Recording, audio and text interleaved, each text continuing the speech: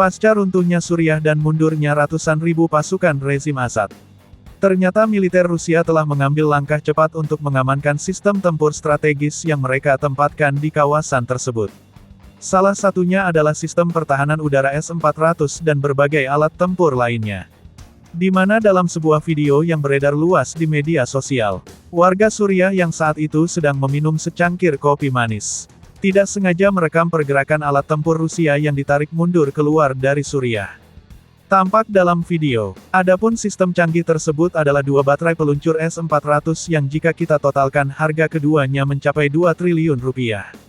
Di mana harga ekspor sistem ini diperkirakan pada angka 950 miliar rupiah per unitnya. Terlihat dalam rekaman, selain S-400, konvoi pulang kampung pasukan Abah Putin ini juga diikuti oleh satu sistem pertahanan udara jarak pendek, Thor M3. Tampak kita dalam video, kondisi tempat tersebut sangat sepi, di mana tidak tampak adanya warga dan tentara. Untuk diketahui, pasukan Rusia sendiri dikabarkan telah ditarik mundur secara bertahap beberapa hari sebelum Suriah jatuh. Selain itu, menurut laporan, sejumlah perangkat canggih Rusia menjadi fokus utama untuk segera dipindahkan agar tidak jatuh ke tangan para pemberontak HTS. Adapun lokasi penempatan sistem pertahanan udara yang terlihat dalam video tersebut, berada di markas Angkatan Udara Suriah, dan difungsikan untuk melindungi pangkalan udara Rusia di dekat Latakia, di mana cakupan intersepinya dapat menjangkau sebagian wilayah Jordan, Siprus, Turki, Israel, dan Lebanon.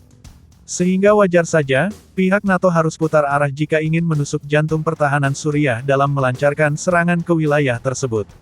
Namun kini, semuanya telah berubah karena Suriah telah runtuh.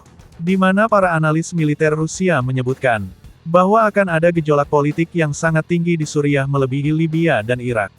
Pemerintahan HTS akan menghadapi campur tangan pihak asing. Barat saat ini melihat Suriah seperti melihat kue yang sangat besar. Daerah kaya yang belum sepenuhnya disentuh. Prancis telah menyatakan dukungan pada oposisi pemerintahan HTS. Belum lagi, pihak Israel pada tanggal 8 Desember tahun 2024 juga sangat mendukung pihak oposisi baru HTS dalam menjalankan pemerintahan di Suriah. Bayangkan bro, 2 hari sebelum Suriah runtuh, Israel membuat gerakan konvoi tank-tank mereka melintasi pagar pembatas dengan Suriah untuk pertama kalinya sejak 1974 di wilayah Golan. Dan lebih gilanya, Israel yang bak menyelam sambil minum air, pada tanggal 8 Desember mengumumkan bahwa mereka telah mengambil posisi baru di zona penyangga antara Israel dan Suriah, tepatnya di dataran tinggi Golan. Di mana langkah ini dilakukan sebagai langkah antisipasi terhadap potensi kekacauan yang bisa terjadi di wilayah tersebut. Bukan itu saja, secara terang-terangan, Israel yang merupakan bangsat internasional, juga mengeluarkan peringatan kepada pasukan oposisi HTS Suriah agar tidak mendekati zona penyangga. Bayangkan bro, dengan jumlah pasukan mencapai puluhan ribu yang dilatih secara instan. Apakah HTS sanggup mempertahankan Suriah seperti mereka merebut negara ini dengan cepat? Atau mereka akan menjadi target invasi baru NATO dan Amerika di Timur Tengah dalam waktu cepat? Terlebih lagi, pihak Rusia telah menarik semua peralatan tempur mereka di Suriah. Atau dengan kata lain, situasi militer di semua sisi boleh dikatakan lumpuh di Suriah. Baik itu angkatan darat, udara, hingga laut. Sejumlah pengamat militer Rusia menyebutkan, HTS membutuhkan sumber daya manusia terlatih untuk mengoperasikan semua unit militer di Suriah.